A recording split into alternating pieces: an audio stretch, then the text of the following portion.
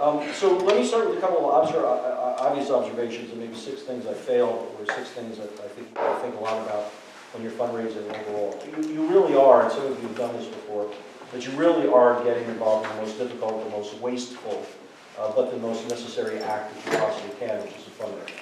It's just a terrible, terrible thing. There's nothing good that I've talked about it. I've run now several startups and tech media companies. I've ran all the digital businesses with Washington Post and that kind of stuff. That wasn't a fundraising stuff, but everything else was. And now I'm on the other side of it, right? I'm a venture capitalist, so I invest in companies in Silicon Valley, but I invest in companies in the Middle East and other rising markets. And I can just tell you, being the recipient of it and now the person who you have to deal with in asking for money, it's just a terrible kind of experience. And though, as a quick aside, there's a friend of mine who's also a venture capitalist, who's also an entrepreneur, who once said, you know, it wasn't that bad. It really wasn't that bad. He said, all the time I was doing it, I slept like a baby. I woke up every 2 hours and I cried. And that's pretty much the way it is. You do. You stare at the ceiling at 2 o'clock in the morning because you're fundamentally in an exercise of rejection, which I'll come back to a little bit before.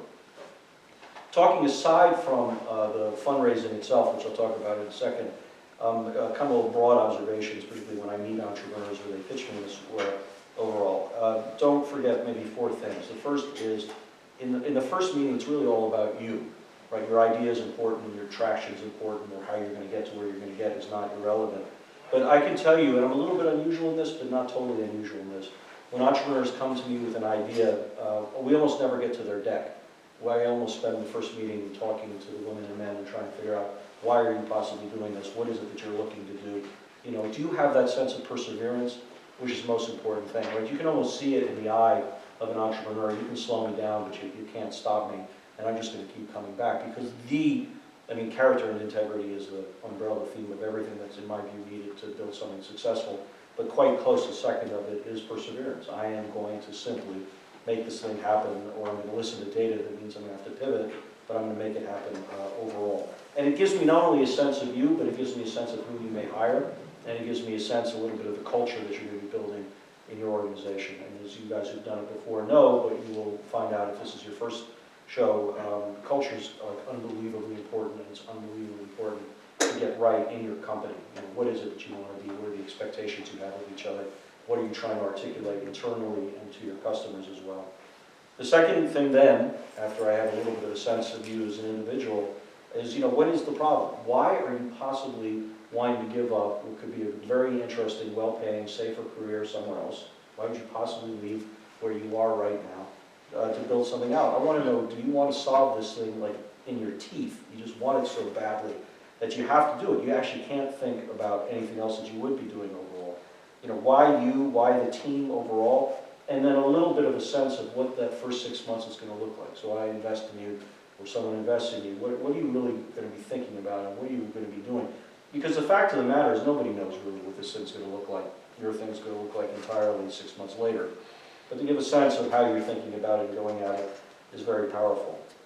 Third, which is a bit of a cliche, but it's true, is the product market fit. You know, what is the thing that you're building, and why are you convinced that this fits, and what size overall? I can't tell you the number of entrepreneurs who have come to me at some point with a really well-articulated idea.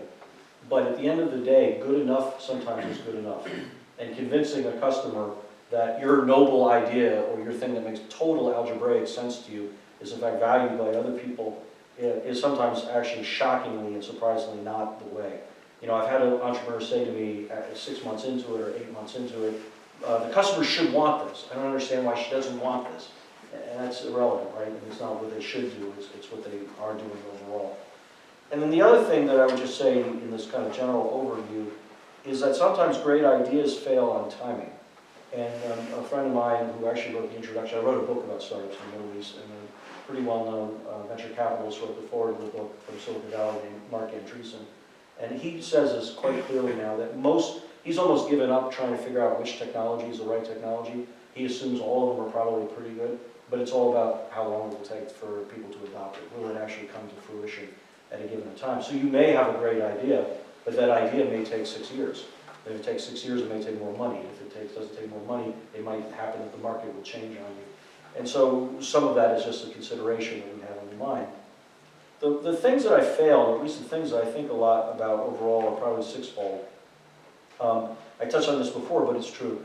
This is an exercise in rejection. And I can tell you that when I first went fundraising in my first venture overall, I knew that kind of intellectually, but I did not understand it spiritually at all. And it's almost impossible not to take it personally. But the first thing you have to do is not take it personally, because it isn't personal. Because investors, whether they're friends and family, or investors with, when you start going for institutional rounds, they're seeing hundreds of ideas. In some respects, these are the weaker ones, but it's true. They're looking for easy ways to say no. They're actually really looking almost a way to say no, so that they can kind of find out one or two that matters to them overall. And as I'll come back to in a second, they don't know half enough about the business as you do. And so they just will be that way. So it's like a dance, in a way. It's a painful dance, but it is a dance. And you have to steel yourself almost psychologically to understand that you're going to be getting a lot of no's and it doesn't reflect on anything. Having said that, it is really powerful to ask them, what did I miss? Or what didn't resonate with you? And you'll get a lot of frankly bullshit answers, right? You're going to get, there's not enough traction, or we don't do whatever. But that's not really the answer. And if you can get a woman or a man to really kind of talk to you and say, what was it that I didn't work? You may decide they're wrong, because again, you know more about the business than they do. But there will be feedback that you get, and I think you can look at every pitch as an opportunity to get that feedback.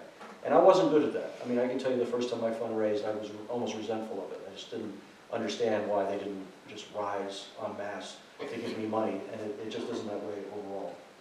Second thing is, the friends and family round is called friends and family for a reason, right? Because you really are kind of talking to people who love you no matter what you are. And I think at the end of the day, it's very important in that first round to try to find a few people who give you enough money to get to a beta product and see if you can get a little bit of traction before you talk to people who don't know you well. And to the degree that you can start that way, I think it's very good. The question that you ask at the friends and family round that you ask as you go down other rounds overall is what kind of money that you want, which means you just want people to give you money and you don't really care about it, but in fact, are you trying to build some expertise that can be helpful to you? I would be careful what you work for, what you wish for, because very often you get expertise who seems to want to be friendly and helpful to you, but what they end up doing is dominating you with really, really lousy advice. So you just want to, on one, make an understanding of what kind of money that you want, but secondly, set the barriers and boundaries of what you're doing in that kind of process overall. The third thing, which I have not gotten well, but other people have also missed often, it's actually shockingly often, which is what is your use of proceeds? So you come and say, I'm raising $300,000, I'm raising $500,000, or if you're a little bit farther down the line, you're raising $3 or $4 million. It's shocking to me how many entrepreneurs haven't really thought out why they're raising what they're raising and to do what with it. It's really, you'd think that would be the obvious thing. Or they give you very generic answers, like I'm hiring people. Great. I'm hiring sales. Great. What are you doing? Why are you raising money now? You're about to give away a piece of your company. Why now? What is this going to do, and why am I, your investor, going to benefit from the fact that you're taking this money? And something that I do, and really a provocative, it's not that I mean the question that I'm about to ask, but I want to see kind of what the entrepreneur will do with it, which is, okay, you're raising $250,000. What would happen if you raised $750,000? Like, what is your, how do you get bigger? You're raising $1 million. Well, what if you raised 5? Would that be better? Or would that be worse, and why? And again, it's not that I really care or I'm trying to push them to arbitrary growth. I want to get a sense what the entrepreneur is thinking. Does she understand the drivers of her business? Because very often they don't, and I've been caught short in my own ways of doing this now. And the thing to keep involved, let me just go quickly through and then I'll bring you in. But because the thing to think a little bit about is not just this round, but the future money that you'll need. Because not friends and family necessarily, though maybe, but certainly anyone who's more of a venture investor, they want to know how much money they're going to be giving later on and how much dilution they're going to take in. So I'm sorry. My question is there a specific technique for this? Like, should I ask for more than the exact amount I need? So like if I hit this amount, or get more, if I didn't, or get what I need exactly? I think that if we start in the early stage of building a company, if we start getting into game theory, it's going to be problematic for us. Stick to the mast of what it is that you believe that you need and why, and then they'll end up coming what you're coming. Now, people always look for rules of thumb of this, and so there's this rule of thumb of if you can raise in your first round, anywhere from a year to 18 months of capital, so that you can really focus on then building traction. You then can go for the next one and that kind of stuff. Fair enough, But I think at the end of the day, it's really when you ask yourself in the mirror, I want to get, and depending on what stage you're at, I want to get this product effective and working. I want to prove to myself, not my investors, but to myself, that I'm actually learning and getting traction in what I'm doing. And I would just tie your mask to it. The idea that you're asking for a certain amount of money and they will knock you down, almost by definition means you don't want them as your investor. Because any good investor should be believing in you as the entrepreneur and what you want to build, and if they have the resources to do it, to give you the money to get there. Because really, at the end of the day, what your investor is looking for is the ability to make a lot of money. Right? That's what they care about. If you can't convince yourself or convince her that you're going to make a lot of money, it doesn't matter. It's not a game. It's not a kind of a give and take negotiation. That would be the way that I would look at it overall. And actually, related to that question would be a fourth thing, which often I've gotten wrong and we get wrong overall, which is to really understand your investor's motivation. Why are they investing in you? Or why do they invest, generally speaking, overall? This is really kind of important. So I'll give you a couple of examples that you probably know, but at least it illustrates the point. Friends and family may just be wanting to support you, or they think they're getting in early and may think they have a benefit of making a lot of money earlier on, but it's kind of abstract to them. Once you start going to the next rounds of capital, they're looking at you as part of a portfolio. And when they're looking at you as part of a portfolio, they're saying at the end of the day, I may invest in 10 or 15 or 20 companies. Are you going to be one of those companies who's going to get bigger? Are you going to be a company I'm going to have to put a lot more money in? They're kind of not only looking at you for your success and your potential, but they're also looking at how you may fit into their portfolio overall. And so as you understand a little bit their psyche, you can understand a little bit, one, how to pitch to them, but secondly, also kind of understand whether or not they may be the right group to invest in. And there's a corollary to that which I think is important, and I got this dead wrong the first time that I fundraised in my first company, which is never, ever, ever, ever be intimidated by money. Ever. And this happens all the time because we need money badly, as I started this conversation. And you're all of a sudden around these people who are pretty rich. And the fact that they're pretty rich makes you think they may be pretty successful. And sometimes they are. And that's wonderful. But really, often they are not. Often they have never built anything in their lives. And as I said before, they've never built what you've built. So they don't know what you know. But you're in there and they're kind of wealthy, the office might be nice, they're sort of haggling you around, they may walk away, you don't want to lose them, your psyche might say, I don't want to get rejected again. All this stuff is noise. These are human beings who at the end of the day want to invest in us if they're good, if they are the right fit. They want you to win, and they want to be a part of your win, and they want your conviction at the end of the day. But it becomes very easy to say, oh, I'm going to get to talk to this guy because he's made a lot of money, or I'm going to talk to this woman and she's part of a big bank, or I'm talking to this venture capital fund, which is the best venture capital fund in the Middle East because they were early in Kareem and everything else. Why am I talking? Forget that. Forget that. Money doesn't know a fraction of what you know about your business. Now, the right money has very good pattern recognition. They've seen companies related to your companies, and that can be very valuable to you. That can be a box that you check by why you want them to be a part of you. But never ever look at them as anything other than what they are, which is frankly, forgive me, now I am one, kind of second-handers. Like the people who do the real work are you who are stepping into the arena to actually build a company. People like what I have become, and sometimes I look at the ceiling like, I don't know, are the people who want to help you, mentor you, and be successful with you, but we're not doing the real work. We're simply not doing the real work. So I think that's very important. 5, which sounds obvious, and it's often very hard, but it's good to keep in the mind, because I think people, I've made this mistake also, which is as you fundraise, you really, really want to create options. Because at the end of the day, and I did this once where I really knew this investor very well, we had a very long history, and I didn't want the hassle of talking to many people, so I started going down the path. And even though I knew him very well, and we had a very good history, and he's a very good guy, just by the nature of him knowing I really didn't have another alternative, made him a ravaging pain in the ass to negotiate when it came to the end. And so what ends up happening is if you have options, you have more control. So talking to people about it is very helpful to the degree that you can get it. But the other thing which is very important is you create a sense of urgency. Because there are a lot of very good investors who actually have lots of things that they're looking at, and they'll kind of get to you when they get to you. And even if they like you a lot, they might sort of hold back a little bit for no reason that has anything to do with you, but they don't feel a sense of urgency. It's when all of a sudden they think you have another term sheet, or you may go away, that things can move very, very quickly. So that's just something I think to think about. And the last one, in all of this noise that I've shared with you, and I suspect a lot of you have done it, but I think it's a lot of opportunity for you to do it, is to create what Reid Hoffman calls a personal board of advisors. And I don't mean by that a board of advisors for your company that you can on or an advisory board. This is 3 or 4 women or men that you admire who can keep you from going insane. These are people who you can talk to almost at any hour of the night to go through noise about you and your company. It's about going through the noise of trying to raise money and have them talk you off the edge. The good ones, frankly, will never tell you what to do. They will simply listen to you and play back what you're saying so you can help figure out your truth. And also remember to my first observation that this is not personal.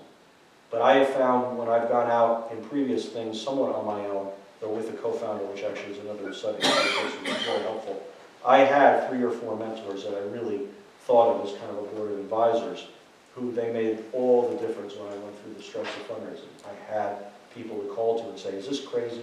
Are they asking too much of me? Why am I getting rejected? Is there something that I can do differently?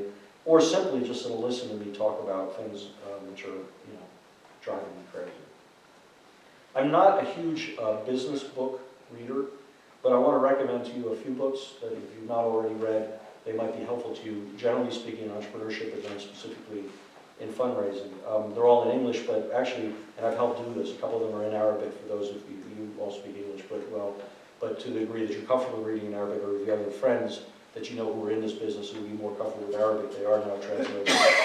Ben Horowitz, who is a very successful American entrepreneur, wrote a book called Hard Things about hard things about hard things. And it's the best by far and away. It's the book I wish I had before I started my first company. It really goes through his journey of many near-death experiences, of money treating us like shit, like customers driving him crazy, and he really lays it down there. It's kind of a techie, a little bit of a West Coast America book, but it really isn't. It really gets to kind of the essence of things. His second book is not out in Arabic yet, but it is in English, and it will be out in Arabic. Is about building culture, not only in your companies, but in your life and in policy and in history. He uses these amazing historical analogies. And the book is called What You Do Is Who You Are. And it's really mind-blowing. I mean, it really helps you really think about the importance of how walking your talk and having your entire organization early understand what it means to build a culture, I think is very powerful. Specifically on the fundraising part of it, and there's a little bit in both these books, the West Coast America, stuff about it, so you got to be willing to work through it, because the homework in it, I think, is actually pretty good. There's an investor named Scott Cooper who has a new book, and it's called, I can't remember what it's called, like Secrets of Silicon Valley or some rah-rah title like that. But it's really an entrepreneur's guide to what investors are thinking about you. And it takes you by the hand, and some of it's more than you need, but it's really a wonderful, wonderful read and very helpful. And then probably the best book that is really written for investors, and I reread it periodically because it comes out in new editions and I learn something new every time. I wish I had read this book as an entrepreneur because it would have helped me think about the way that the investors were thinking about me, is by a venture capitalist named Brad Feld, F-E-L-D, and it's called Venture Deals or something like that. And these are all just, I'm not a business book guy. They're all very, very interesting, and every one of them I wish I had before I started my first company. So, not sure if that was all obvious or pedantic, but hopefully a little bit interesting. And I think more importantly, are there questions that you're thinking about or ways that can be helpful? So I have 3 questions. One, you mentioned perseverance, and that's always the case. You have to go back to the investors and try to understand even if you get the first no. But when do you know that, okay, you've gone too far, now it's becoming to be annoying for the investor because you don't want to.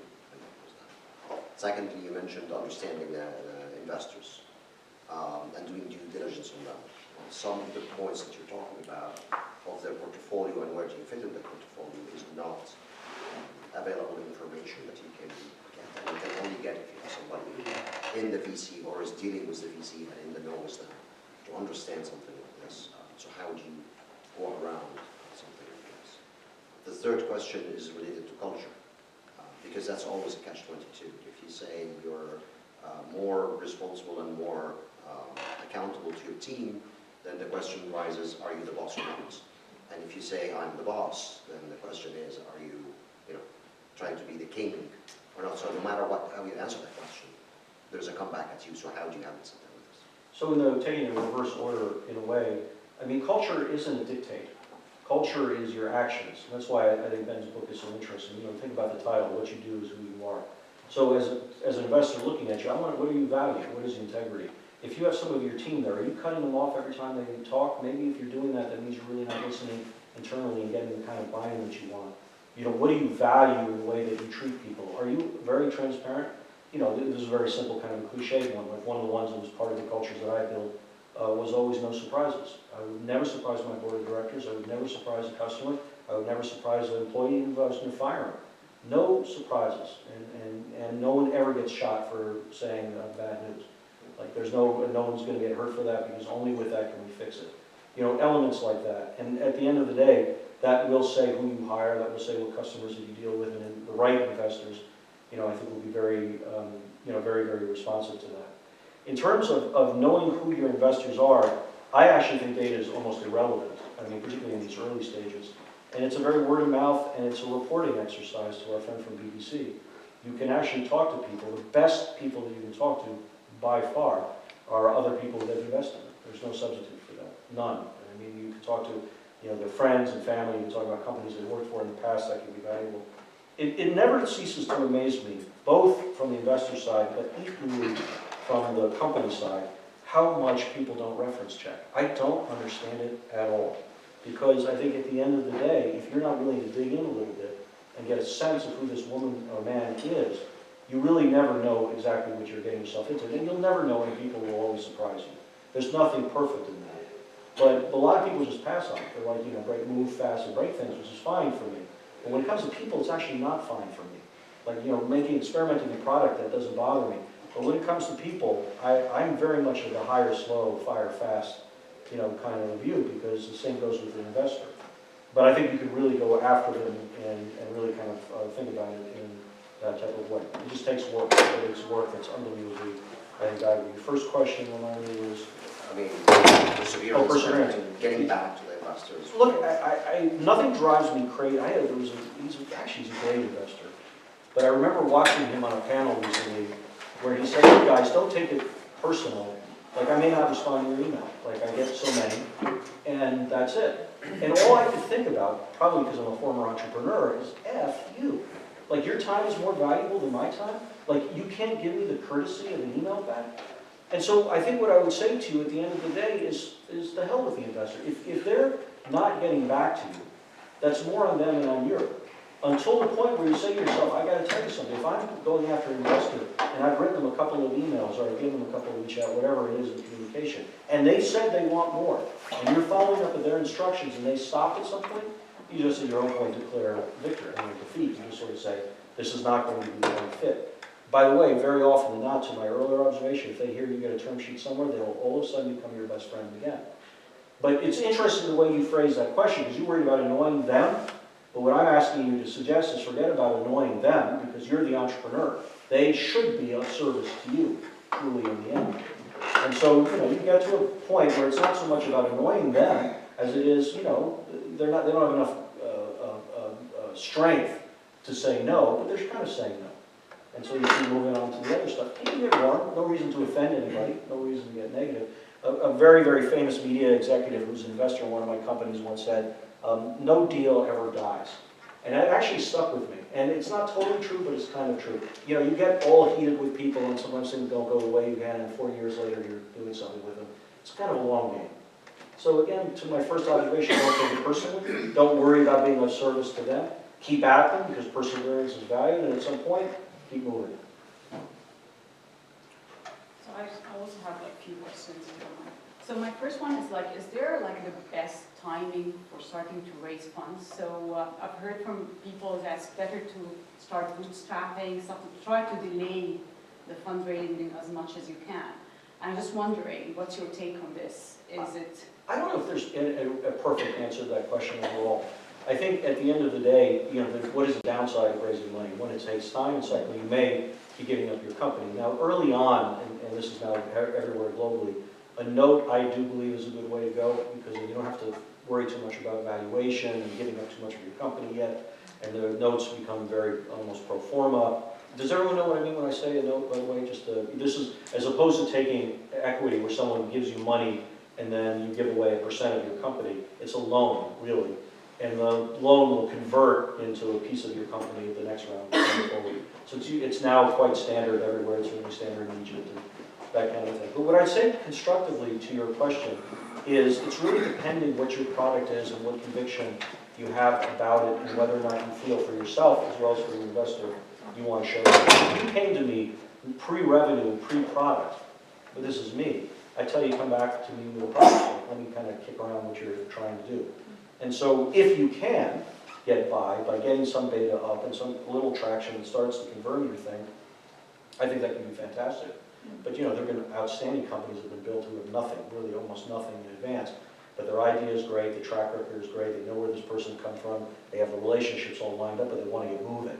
And so they will try to raise money that way. I would say all things being equal, if you can get yourself to a point where you've got some product that shows stuff, you have a couple of members of your team who give some sense to you, and you can get by on that without asking for money, that would be terrific. And you may be pleasantly surprised that customers will come and negate even your need for money. At that point, the reason for money becomes speed of growth and scale. And that's what drives it. Okay. And what about co-founders?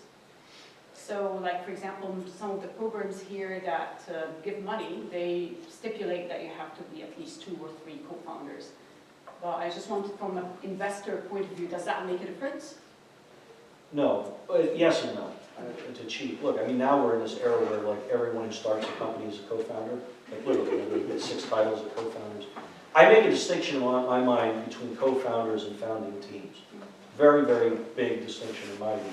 Co-founders is the 2, maybe 3 people who have really been there from the very beginning, who have really complemented each other, maybe technology, marketing, and vision, strategic skills, and they are the founders of the company. They should have most of the equity and all that kind of stuff. Founding team is the first group of people who come in, and they'll get more reward than other people, but they're not really, they're founders, but they're not founders. They're part of the founding team. And there's a difference. The reason to think about co-founders, from an investor lens is it's a lonely business. And to get a sense that you have someone that you really are in sync with, that can help you really think through what you're doing, and you can complement each other in various ways, that looks very, very powerful. That can be very exciting. But the batting average is mixed, so I'll give you an example. There was a company that pitched another fund that I'm involved with, and man, they sounded great. These guys knew each other since like kindergarten. They grew up together, they knew each other, they'd done all sorts of things together, they'd done lawn mowing businesses together. Like it was all this kind of stuff, great. Within 6 months after they got the money, they couldn't speak to each other anymore. They just couldn't stand each other. And in fact, all the things that pissed each other off when they were playing sports together as kids all came to it. It was disaster. It was really kind of amazing. And so I think it really depends on what the co-founders are, what your roles are, how you get it together. When you do find that magic of 2 or 3 people who are really syncing, and you as maybe the lead founder believe you've got people around you who can help you think and push back and complement the weaknesses that you have, that is absolutely magic. And that is absolutely valued by investors. But it's not an arbitrary thing. It's a very constructive, specific thing that you need to articulate, and not only articulate, but your team, I can see it in the room. When I have 3 people together and they're finishing up each other's sentences, I see it. And that is valuable, no question. Sorry, 2 more questions. You mentioned that when you go to an investor, you have to have options. I didn't understand what you mean by options. Yeah, so have to is, with the idea, is too strong because sometimes you can't. Sorry? Have to is too strong, Okay. because sometimes you can't. But what I meant is options of people interested in investing in you. The mistake that I made in one case was I was very close to one investor, as I described, and I created no options. And that investor knew I had no options. So the investor didn't really have a sense of urgency. He didn't feel like he had to move very, very quickly. But also he knew he kind of had me. So his terms were a little bit stronger than they might have been otherwise. The act of having 1, 2 other term sheets, it just keeps the process honest. That's all. And my last question is about impact investors. I know that this is a term, at least in the States. So I wonder a bit, with your experience working in the Middle East, if you know any impact investors in the region or people. Let me give you a personal observation and answer your question more specifically. I always bristle a little bit at the term impact investing. I don't really think of it as an asset class. Because at the end of the day, I think any business you guys have described to me today will make impact. So Ronnie Mouchouar at Soup.com, no one would say an e-commerce company is an impact investment because it's not described that way. Ronnie created 3,000 jobs, 85,000 small businesses reached customers they could never reach before because of him. A whole bunch of suppliers were able to use and reach customers before because of him. He helped countries navigate new regulations. But how could that not be enormously impactful? He's about to spin off generations of other entrepreneurs. So I'm always a little bit wary of people who describe themselves as impact investors, because it seems to me that they're compromising not on the success of the enterprise, but some kind of ethereal view. Having said that, there are many, many things that technology can do to solve profound problems in the world that do not have business models that go like this. And I get that and understand that. And so I think if you are building a kind of business that you're not trying to become a billion-dollar company or $100 million company, but you really want to solve a problem that can sustain, it will be a different kind of money than venture capital. But that could be an individual, it could be an impact investor. You just have to be very careful in who you assess it overall. Third observation I'd make is I've never seen an entrepreneur in the Middle East, and I've probably never seen an entrepreneur anywhere in the last 10 years who isn't doing it because they think they're trying to make some impact of what they're doing. That's what moves them first. They then have a model that can be some element of success, but they are actually trying to fix something that was driving them crazy beforehand. So I just say that to you with caution. There are, first of all, there just still not that many venture capital funds in the Middle East, let alone others. But there are a lot of funds that, by their definition, are hoping that you are taking the problem and go forward.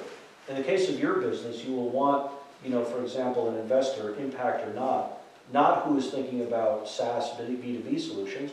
They actually might care about news, or they may care about information, or they may care about content creation or building community around it.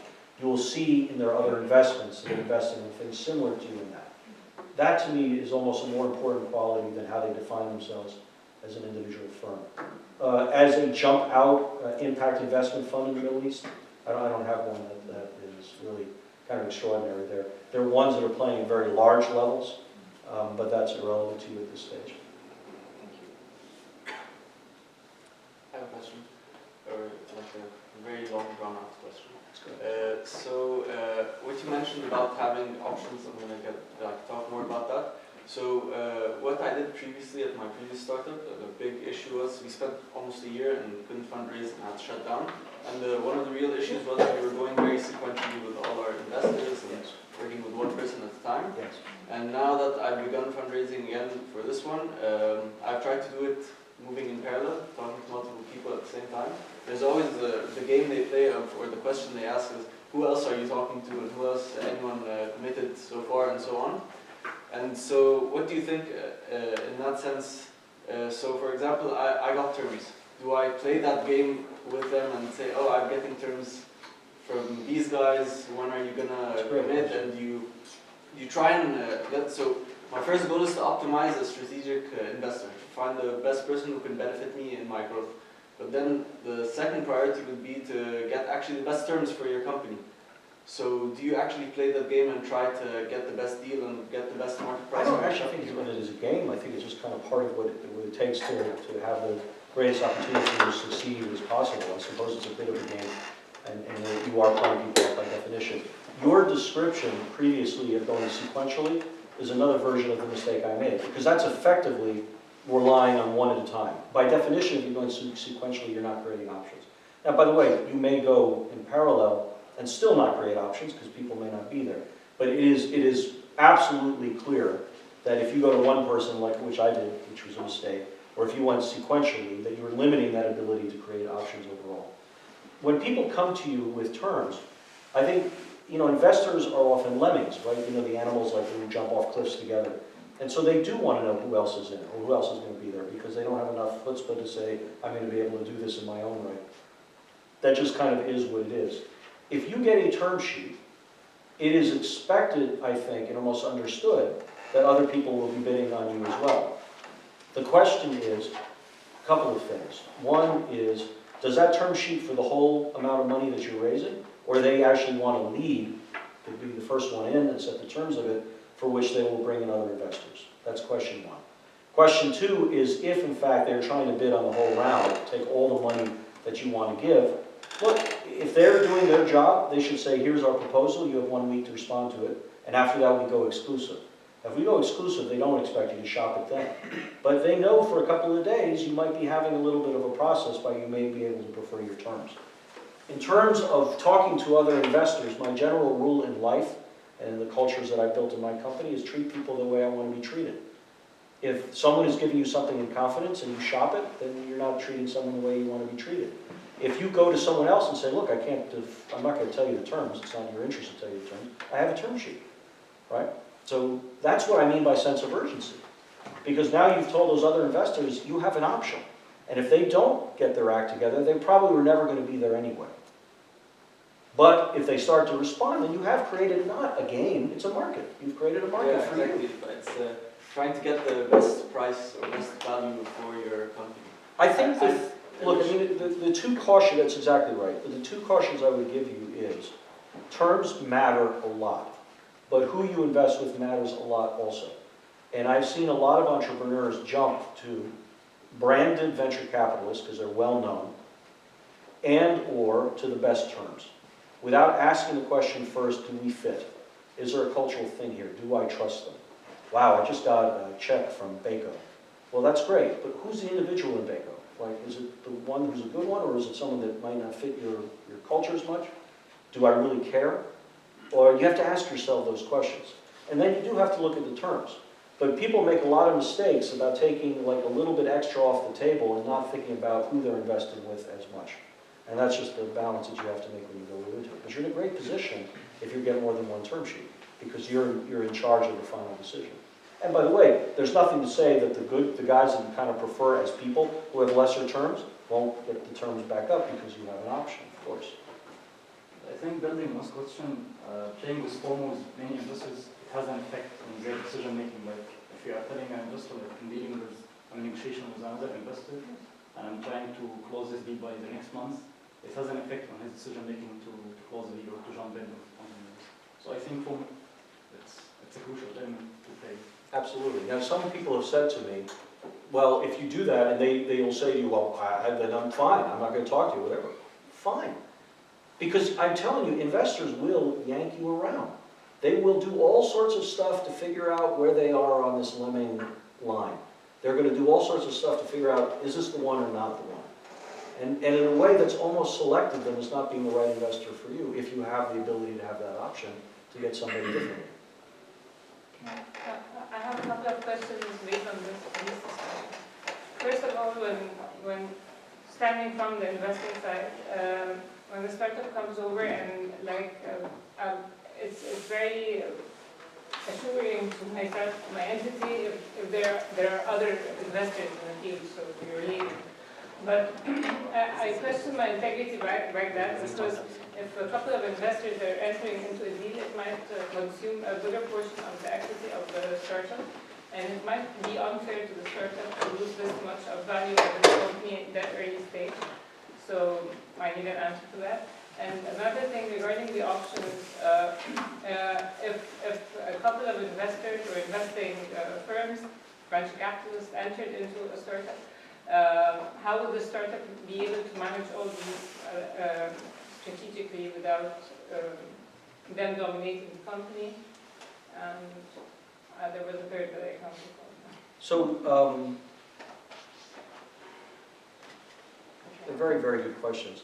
Look, I think at the end of the day, it is very advantageous to the entrepreneur to have more than one investor in the company, so that by definition, you've got not only a mathematical split among who owns your company, but you actually have people that you can kind of play a little bit off of each other if things get bad. I mean, people forget this. I'll give you a very good classic kind of major example. There were one point very early on in Google's history, their investors, which were two of the best venture capitalists in California, they actually wanted to leave the company. They both wanted to exit because the company had no business model. They were these crazy, brilliant technology guys with a good search engine, but they couldn't figure out how to ever make it monetize. In fact, acted like they didn't even care about making money in it. And literally, they wanted to sort of get out, which would have been a catastrophe for them, obviously. The entrepreneurs kind of jockeyed them against each other and was able to kind of bring it back together, and everybody was whole overall.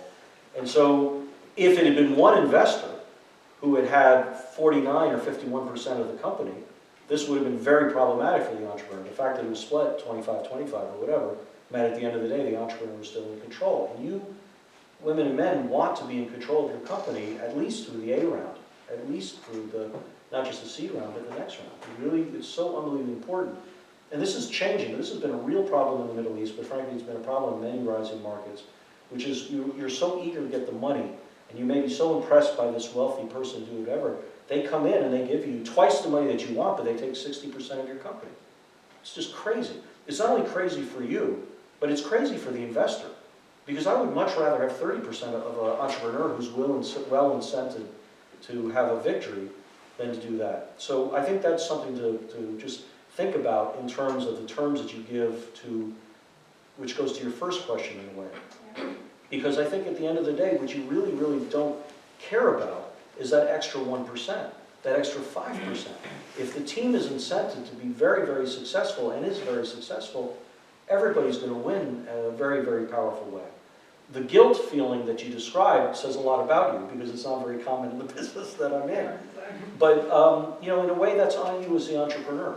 It's really up to you to make a decision how much of your company you're willing to give up or have to give up at a given time, and to whom and how to spread it out. Your job, I think, particularly in the kind of fund that you are, is here's the value I can bring to you that nobody else can bring you. Here are the other relationships I can bring that nobody can give you. I can have the money there that's in a very powerful way. In fact, I may have more money for you later on when you need it. And I'm going to be on your side. I'm entrepreneurial friendly. It's a very, very powerful argument. And I think entrepreneurs will find that valuable. Actually, I have 3 questions.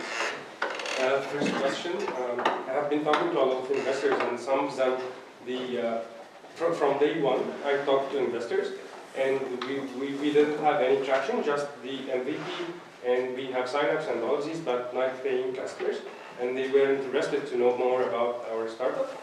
And of course, they will not invest, but for me, I just want to learn how they think, what is the behavior, and how I will interact with them for the future.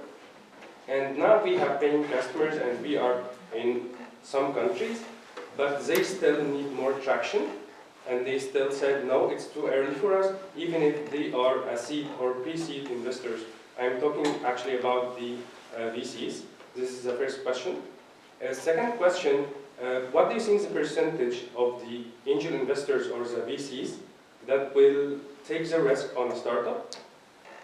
And the third question, I can't remember, but yeah, I will remember this. Angel investors and VCs, by definition, are looking very, very early, and therefore have to be taking the risk or they're in the wrong business, right? So to your second question, it's 100%, or it should be, or they're not real. Like, you know, that's the other thing.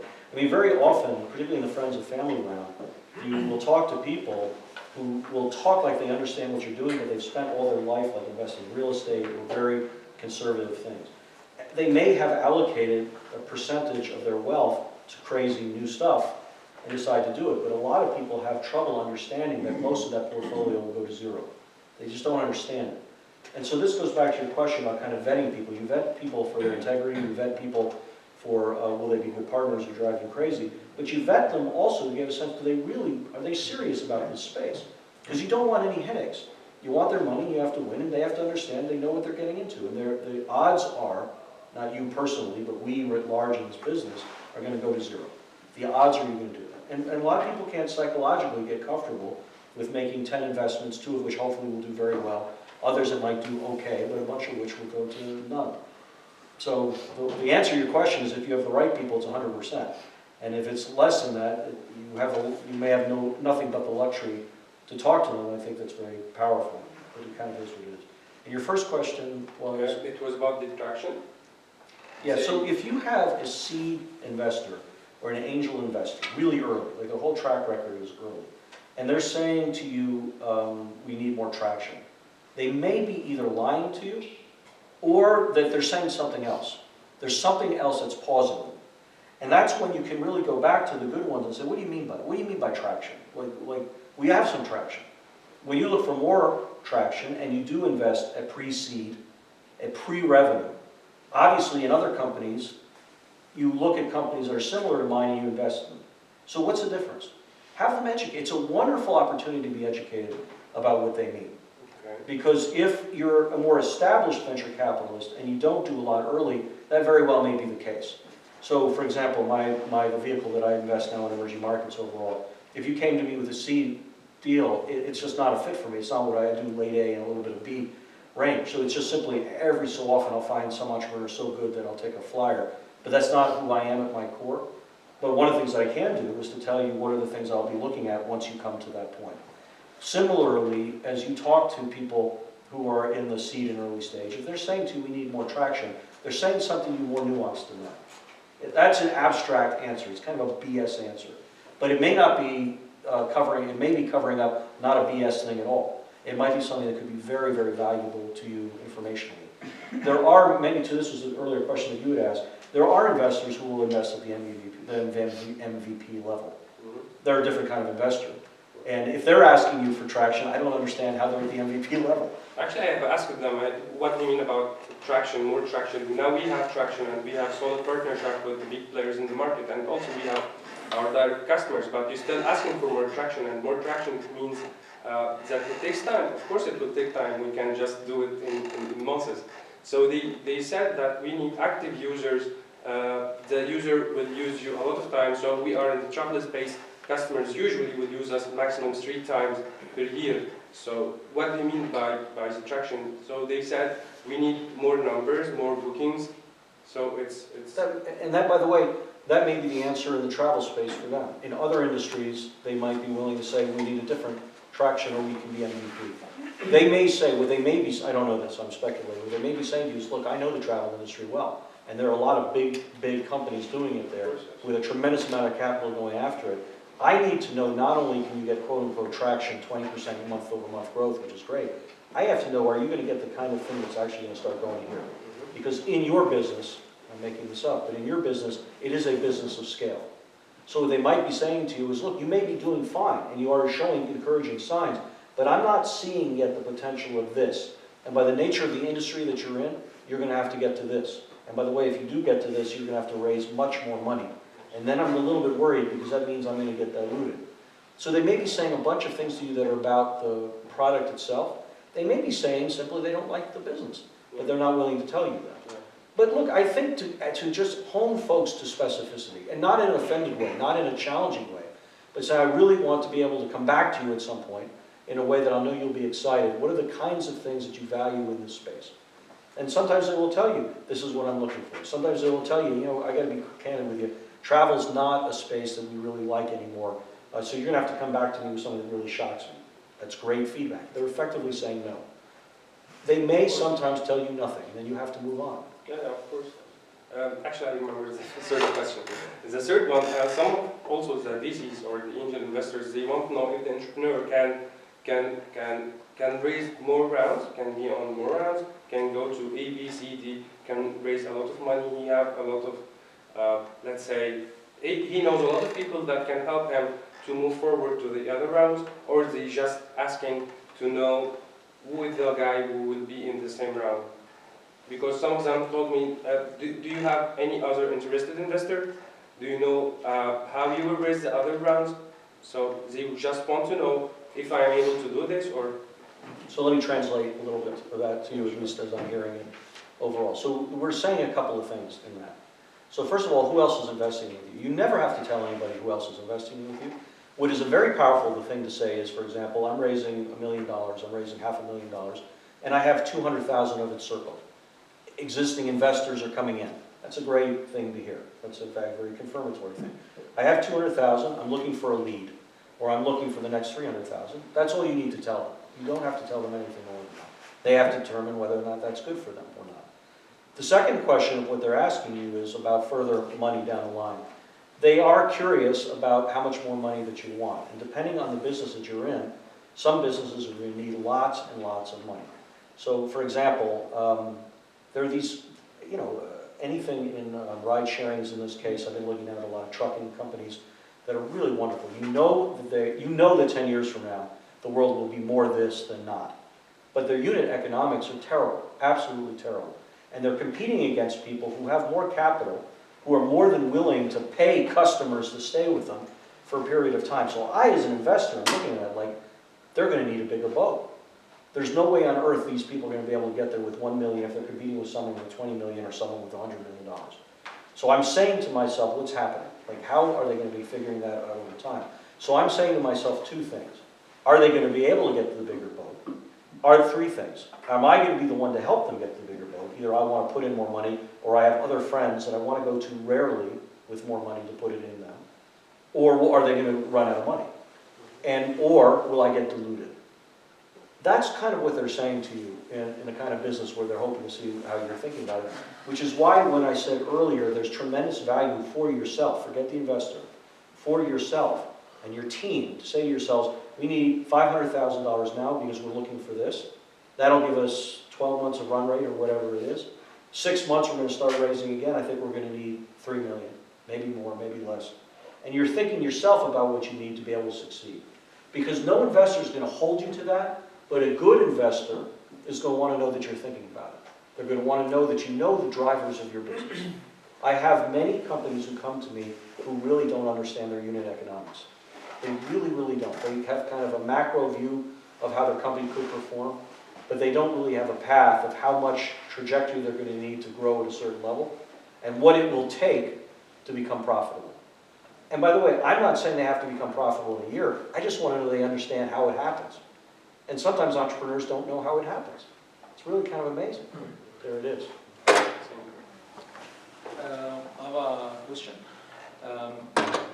Is having a big competitor isn't an opportunity for early exit? How I convince an investor, because you just mentioned that it might be something that makes you afraid to join or rethink about it. How I can convince an investor that having a big competitor, that I have like an early exit plan or something. You guys have been asking great questions, but I'm going to say for the side, these are all the essential questions that should be being asked, and it's awesome. And you're actually helping me think about things. So thank you for that. This also is a great question. Look, I'm going to talk two sides of my mouth. Because at one level, I am very impressed when I see an entrepreneur who isn't thinking about exit. Like, the entrepreneur's like, when I'm successful, there will be exits. I'm going to win, and I may be in this for a long time. Now, your investors don't necessarily want to be with you for 30 years. In fact, the typical institutional investor wants to be with you for 5 to 7 years. She or he are thinking exits. But they kind of want you to think about winning, and winning, very, very successfully. Having said that, you have to understand that that's what they want, and your ability to articulate there is a pattern by which companies like this do get acquired or go public overall, and we think that can happen with success, is an absolutely satisfactory answer, and it's a useful answer, I think, to the investors overall. So I think that's kind of an important lens to be thinking about it. Does that help you a little bit? Yeah, but should I, like, when I meet an investor, because The competition. competition, because most questions that I receive from investors is regarding competition. Should I draft a exit strategy or something? No, I wouldn't, my advice would be anyway, not to think about competition in terms of exit, or to me that is secondary. The first is really, do you understand your market and how you are product market fit different from the competition? That to me is the most essential thing. And we live in this day and age where there are lots of people who think, well, Google will do everything. Kareem will now do everything. Now it's Kareem, right? Kareem will now do everything. So I see fintech companies all the time.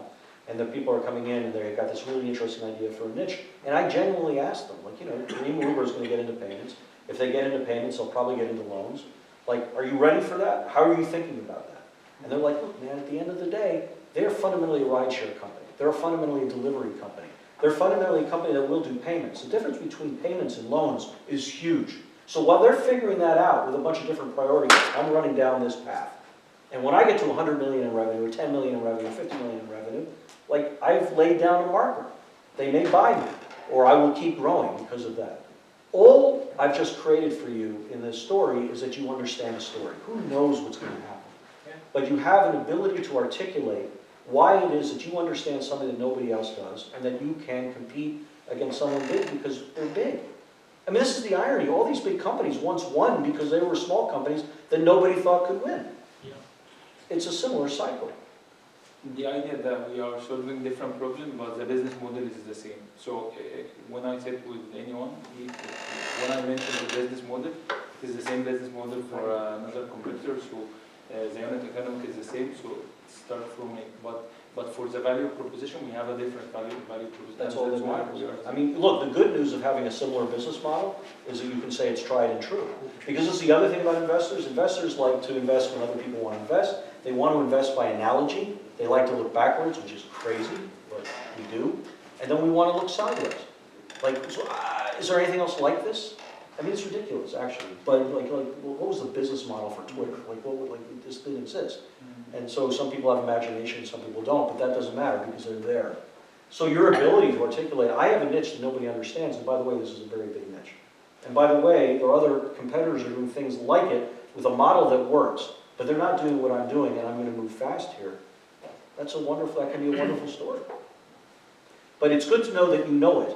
Because some investors get very hung up on competition. I really don't. At the end of the day, if I have an outstanding entrepreneur and she's just kicking ass and she's going to figure it out and we don't know what the world's going to look like, that's great. On the other hand, you know, if I got pitched tomorrow the WhatsApp of the Middle East, like that would be a very short conversation. You see the difference? Yeah. Usually, how long it takes to close a deal with the investor? Really longer than you think. Okay, the second one is related to the first. How can I know that the investor is interested or not during the negotiation? So to the first question he asked, I'm not sure if you heard it, was how long does it take to raise? And the answer is it's all across the board. People have lucked out, and it's gotten very aggressive, not just in America, but now kind of everywhere. The companies are actually moving. What used to take here's the good news and the bad news. What used to take 3 months sometimes takes 1 month now. And so there's kind of there's more capital available than ever before. It's coming from different sources. So if you have the relationships, that can actually allow a momentum. Having said that, at the same time, it can often take longer than you think it does. And so you just have to go stay. Just talk to the people you have to talk to, move forward, not worry too much about the schedule, and create, which leads to your second question, this sense of urgency. Because at the end of the day, what will make them move fast, what will make them take you most seriously in a negotiation is if they think you have options. That is the really most important thing. Now, sadly, sometimes we don't have them. You'd have to play the hand that you are been dealt in that case. But I think particularly this environment, with particularly a really interesting shift that has happened in the Middle East, because there have been some successful companies now, there is more money, I think, than ever before. Not enough, but more than ever before. You will have more latitude than if you and I had this conversation 4 years ago. But that's the only way to get to the answer, because investors will yank you around. They will drag you out because no one knows if you're going to win or not. They don't know if you're the next whatever or not. And so they might, even in their guts, think you're not, but they hate thinking they're the ones who let the next Kareem go. And they'll drag it out. But they're not going to drag it out if they have some confidence in you, and all of a sudden you say, look, I'd love to do this with you. I got a term sheet. Do you want to be in it? Do you want to beat it? But we got something to go. There's no substitute for that. I have a question about something you mentioned in the beginning regarding the relationship with the investor and ensuring that they're not dominating the direction of your startup or your company. How do you set this set of barriers at the beginning to ensure that there is this in the term sheet? It's hard to dictate attitude in a term sheet. And so I think the answer to your question is one structural and one spiritual and reference checking. The one in the term sheet is, at the end of the day, if the investor doesn't have 51% of your company and has a negotiated special minority rights, they can tell you whatever they want. You can tell them, go away, who cares? You're in control of your company. Which is why early on, I cannot encourage enough the importance of trying to keep that control for as long as you really possibly can. The second, though, element of it early on, might be later, is you talk to who these people have invested in. Are they heavy-handed in the board meeting? Will they push back and look? A good board member is not going to just tell you to do whatever you say. They're going to use their pattern recognition and ask you very tough questions and push back very hard on you to help you win. That's what she's doing. She wants you to win. She doesn't want to win on points. She doesn't want to be right because it feels good to be right. Though there are many investors who are that way. That just means you picked the wrong investor. And I think the only way you can really size that up is by talking to other entrepreneurs who they've invested in. And by the way, this will almost never happen, but if it does, it becomes easy. If you ever ask someone to talk to some other company that they've invested in and they don't want to share that with you, you're done. Don't spend 15 seconds with them. If they're not willing, like I would, and by the way, I've made many mistakes as an investor. I have made mistakes as a board member, but I have no compunction. You talk to any entrepreneur I ever backed, and they'll tell you what's good about me, what's bad about me, and then you decide.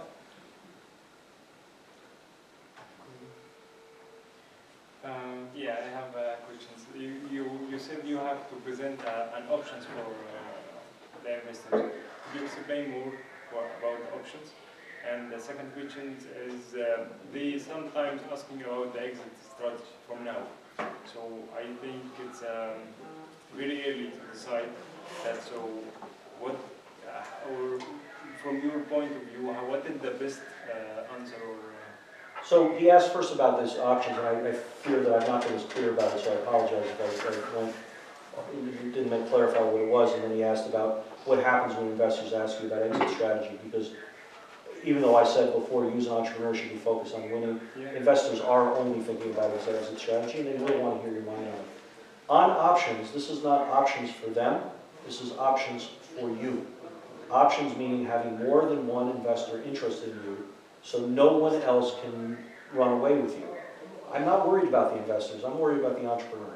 And the entrepreneur wants options that they can have more than one investor taking a look at them so that they can keep greater control on what the transaction of the fund will be. So that's what I meant by that. You will be asked about exit, and you should think about exits and everything else. And I think at the end of the day, there are a couple of things that you can do in your homework, which is talk about other companies that are like yours that have been bought elsewhere. Very often I will see a slide that someone will take 4 or 5 comparable companies in similar businesses from anywhere in the world. It could be India, it could be Silicon Valley, it could be China, and say these companies, when they get to a certain size, get bought for 20 times revenue. In 5 years, I'm going to be 30 million in revenue, do the math. That's what the exit will be. Here are the kinds of companies that buy companies like that. Here are the companies that they're very successful list, whatever it might be. Your ability to sort of say, there is evidence of this happening in my industry, and I'm just going to perform to get there, that answer is fine. And by the way, they should have their own answers for it. They're kind of testing you just to get a sense of how well you know the dynamics of your industry, because they're thinking about that all the time. Yeah, thanks. I have a question about the evaluation of an early stage startup. How evaluation it's an early stage startup. So how for the VC will do the evaluation of this startup? So let's say for an entrepreneur, he will pay 150k Egyptian pound to do the evaluation, and he have a very limited budget, so he is not able to do this. So what is the right option for an entrepreneur to do this evaluation? So an investor worth your time is not spending, well, they spend money because their time is their money and whatever. Their job is to look at people like you and assess you versus other things they're looking to invest in, period. If they're spending additional money to do work on you at an early stage company, it's almost crazy, frankly. Like they can't send an accountant on you, you don't have any numbers yet.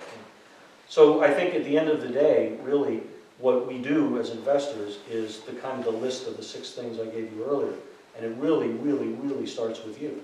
Is this guy unbelievable? Is she really committed to this? Like she's just not going to let it go.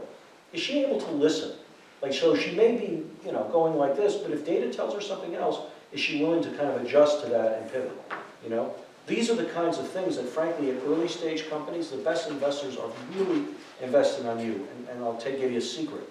We're not only looking at you for this company, very often we're looking at investing in you in your next company. Meaning, we know this one may not work, but this person is so good, we're willing to go for the ride because they're going to get it right at some point. And so that really is the key thing. And so if you have someone coming in and treating you like you're a $100 million bank and are spending money to do diligence on you, like, if they're the only investor you have, you don't have a choice. But that would not be the way any venture capitalist I know in Egypt or anywhere else would be doing it at all. The good ones are really sizing you up, your team up, the market fit of the product that you've had, other comparable companies who've done things similar elsewhere, and they're making a decision. Are you the one to bet on or not? And by the way, there is going to be competition because there's always competition. And I'm going to have to say I'm making a bet. I could be right, I could be wrong. So they will do it based on the traction. Let's say you have 100 bookings per month or 200 bookings per month. Completely depends on your company. industry. This goes, and you're, in travel, it's a tougher one, because travel is a very well-established, very competitive space. There are local people who do it, there are the big ones like Booking.com that do different elements of it. So the good news is there's a lot of comfort in the space as a space. The harder news is they have to, I as an investor would say, what are you doing that's distinguished from everyone else over time? You might have a little niche now that Booking.com is not doing or whomever is not doing, but I can see over time that that niche could be very big and nobody's touching it right now. And then I say to myself, is this the guy who's going to do it? Then I'm going to say to myself, am I saying any evidence that he's doing it yet? Because I would like to see some motion that in fact the argument he's making about this unique niche is great. And then I'm saying to myself, how big does it get? And who will buy you at some point?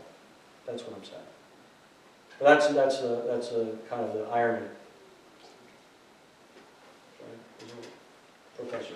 Now, you've been emphasizing that the entrepreneur should maintain control over the company. Early. Yeah. As a bit of a softer version of that is about guidance. How do you view, as an investor, how do you view an entrepreneur who is not totally self-confident and who doesn't explicitly say, I want to maintain control, but an entrepreneur who says, I'm looking for some guidance. There's some things I don't know. Can you guide me as an investor? Would you be interested in that? And do you like to get involved and guide the entrepreneur? I've probably invested in the last couple of years in 20 companies, 15 companies. I probably advise or mentor hundreds. So I love it. I love it because people did that for me when I was an entrepreneur, and I think it's important to give back. I love it selfishly because I learned a tremendous amount by seeing many companies doing very things. So again, you as an entrepreneur have to make a determination. Do you want smart money, what they call smart money? Often it is not that smart. Or do you want dumb, quiet money who's going to leave you alone? Do you just want green money so you can run? Or do you want to have people who can come in and help you? And there's no right answer to that. A lot of it just depends on the stage you are and what you have, what other advisors you may have around you. It's completely determined. There's no one answer to that. But there's something that you said which to me is unbelievably important, which I'm not sure I've talked about enough here, which is, it sounds contradictory, but it isn't. I actually really do look for a sense of humility. I don't like an entrepreneur thinking they have everything worked out. I love entrepreneurs who tell me all the stuff they don't work out because they have worked out, because then I know they're thinking about the business. Like they're not just trying to win every argument. They're actually telling me what they don't know, but how they can find it out or what they can expect by it or how they would react to it. So they're thinking about it, but they want to do it. They will ask my advice based on other pattern recognition I have. But frankly, 80% of the time that I'm mentoring an entrepreneur, I will never give advice. What I will do is ask many, many questions and kind of Socratically learn together. The answer is almost invariably in you. And if a good advisor can help you to get through the noise and confusion and frustration to get what you kind of know instinctively, and I can add a little bit of pattern recognition before that, that's a very useful partnership. So you're a therapist. I am a therapist galore. I should be paid by the hour. And let me say that to you as an entrepreneur and as an intrapreneur, because I ran a bunch of tech businesses in a big media company. I need therapy all the time. All the time. There is a huge, so here I'll give you guys an entrepreneurial idea. I don't know if you want to do this. There is a huge business now in America in coaching, executive coaching. It's gone from like people sort of talked about it but didn't admit to it, to like I don't think I know an entrepreneur now who doesn't have one. So if it's not here in Egypt, I've just given you a big idea. One of you go run with it. But yes, it's a therapeutic thing because it is, even if you have a co-founder to your observation, it is a lonely damn thing. And at 2 o'clock in the morning, if you're not worried about money, you're worried about traction going down, one customer who you thought was there who disappeared, at any given time, 10% of your company, your employees, are crazy. I mean crazy. Like they have a parent who is ill, they've got a friend who got put in jail, their wife just left, whatever it is. Like, and you've got to be there to help manage that kind. And by the way, it's never the same 10%. It'll be a different 10% 6 months later. So of course you need a therapist. You need to talk it out. If not a therapist, you just need someone who's kind of been there, or your personal board of advisors, just to look you in the eye and say, you're not crazy. Or you said something here, and now you're saying something 180 degrees different. Like, let's square that, let's figure that out. And then you calm down, you settle down, you're like, I just said two opposite things. So what is it I really meant? Like, is that therapy? It's absolutely therapy, but it's just necessary. There's no shame in it. I think when investors overdo it is when they really think that they should be running your business. And that's their problem, not your problem. Well, let me take that back. It's mostly their problem. When it's not their problem, it's because they think you're not doing your job. And sometimes they're wrong, but sometimes they're right. That's where things get very messy, which is at the end of the day, the entrepreneur is not performing. I just had a company where we took a bet on a very young entrepreneur, a very smart entrepreneur, and let me tell you, we had all the warning signs that he was going to be a catastrophe. He was very arrogant, he didn't like to listen, he thought he had all the answers, he tried to make all the decisions in the company unanimously, which just doesn't work. You get feedback, you have interaction, you have pushback. You can't run this thing like that. It just isn't going to grow and succeed. He used to tell his employees that he was protecting them from his investors. It was just a lot of crazy stuff. That it's not that he's a bad guy, he's just had never done it before, and we bet on him too early. But let me give you an example. So I'm old enough to be able to tell you this.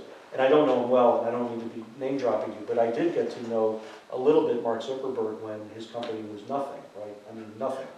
And the thing that, there are many things that jumped out at me about him, but one of the biggest things was how unbelievably curious he was, and how he didn't think he understood anything about how to build a company. And he went around interviewing the best people who built companies before, and all he did was listen. He was not trying to convince anybody of anything. He was not trying to tell anybody they were wrong. He rejected many of the things that they said, but he was actually an aggregate. He had the humility to aggregate people's input so that he could make all those kinds of tough decisions. And sometimes entrepreneurs just don't do that. They don't listen, and they don't want to find out anything themselves. And there's a very fine line between listening too much and getting too much advice and being spun off in a bunch of directions, because at some point you're going to have to say, and your team's going to have to say, we are going here. We may be wrong, we might have to change it, but let's go. Because more often than not, in this world you guys are crazily embracing, you can't move fast enough. Maybe two more if it's okay. So, Lena, is that okay for you to make? Because I've been going back to back to my question, do you think that changing business model in my case would be a good solution for the problem of competition? I don't know enough about, I don't know your business, so I can't give that part of it. What I would say to you is, as you're thinking about that very, very important question, keep focusing not about the competitions being better than you, but what is it that is a niche that your customer wants that your competition can't serve, or that you can serve it faster. That's the thing that matters, right? You don't want to have customers, I said this earlier in the conversation, you're not in the business of getting customers to believe what you believe in.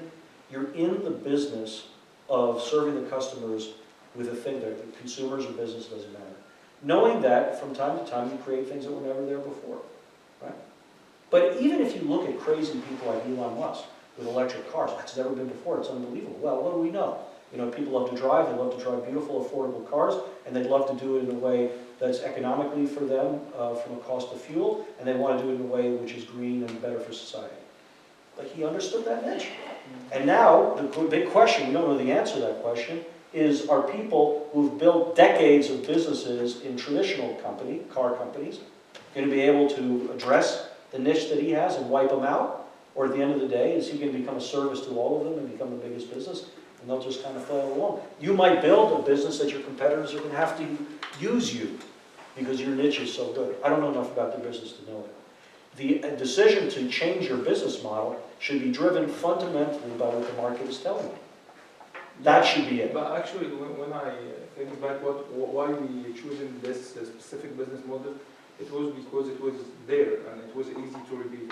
Not before it was driven from our value proposition. And we thought that it was easy to convince any investor that this business model has been proved or has been used before and stuff like this. But there's no shame in that.